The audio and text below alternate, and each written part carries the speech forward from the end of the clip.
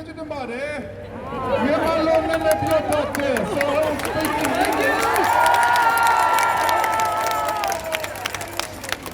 So forgive me for speaking in English, ladies and gentlemen, but I'm so proud to be here with you, and I'd like to acknowledge the traditional owners of this land, the Gadigal and Wangal people of the Eora Nation, and pay my respects to their elders, both past and present.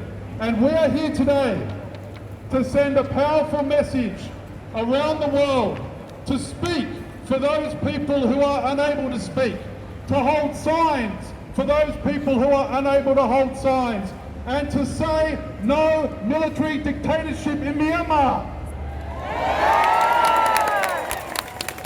And we know many of us have been here before, and I'm so proud to see so many younger faces here in the crowd, because for decade after decade, many of the people you see standing around here have stood up against military dictatorship. And we thought that after the 2015 elections that would be the end. But no, the greed, the arrogance of the military is so large that they want everything from the country. And today we are speaking out for those people in Myanmar who can't speak. We're protesting for those people who are in fear of their lives. And we're saying that the world must take notice and the world must take action. Can I also spend some time highlighting to you what is the current political situation around the world? Of course, we've seen the Americans with the Biden administration talk about the targeted sanction campaign. In Australia, I'm from the Greens, the Australian Greens Party. We have already made our statement saying the Australian government must lead an international and regional response which focuses on targeted sanctions. There is no reason why these generals should holiday in Australia. These generals should not be able to stash their money in Australia. These generals should not have their homes in Australia. And we should make sure that whether it's Australia or the United States or Europe or Japan or India, that these generals will be the ones that will be targeted with sanctions to make sure their children don't get scholarships in universities, and make sure that whether it's scholarships for their children or their holiday homes in Europe, the properties will be taken from them, they will have travel bans, and they will pay the price. From an Australian perspective, we've also called very clearly that the military relationship with the Myanmar military must be cut. Australia has been working with the military in Myanmar for many years, and that has been a spectacular failure. We need to send a message to the military that we won't cooperate with them so long as they try to steal democracy. And we know, ladies and gentlemen, that the leader of the military, we've seen what he's like in government. We saw him as the regional head in the Yangon government, and we saw the corruption allegations there. We know what happened when he was in charge.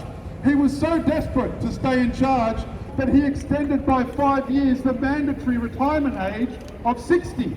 He said, I want to stay military commander till 65. And he believed that they would win 30% of the seats in the election and he would become Prime Minister. He would become President. He thought with the 25% of the seats the military is guaranteed, that they would win 30% of the votes. And of course, what did they win? Less than 5% of the seats in the Parliament.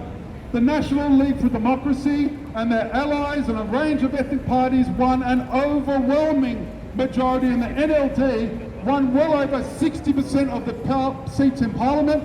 The military should be kicked out and the NLD should be back in.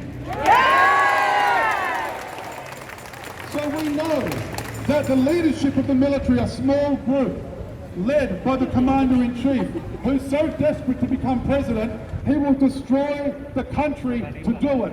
So desperate to make himself even richer and his cronies, he will destroy the country to do it. So today, ladies and gentlemen, what I say to you is 3 things. Number 1, make sure you spread this message inside Burma. You let people know inside the country we are standing in solidarity with them. Will you do that? Yes! I can't hear you. Will you do that? Yes! Make sure you spread the message through social media that the world is standing with them. And second, what I want you to do is make sure that you tell people like me, politicians in the federal and state parliament, you want smart, targeted sanctions. You want the Australian government to make a difference. You want us to help lead the regional response and condemn them through all the mechanisms we have available.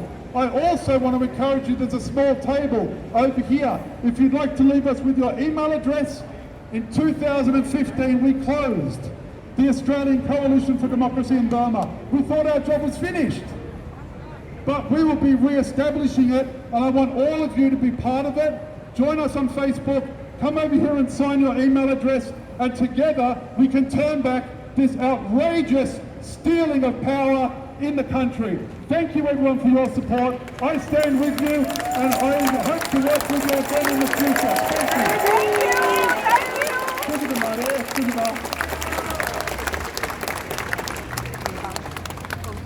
So very much appreciated, Jimmy, for all your effort and all your ongoing support. And now ကျွန်တော်တို့ဒီကြွေးကြော်တန်လေးနဲ့နည်းနည်းလေး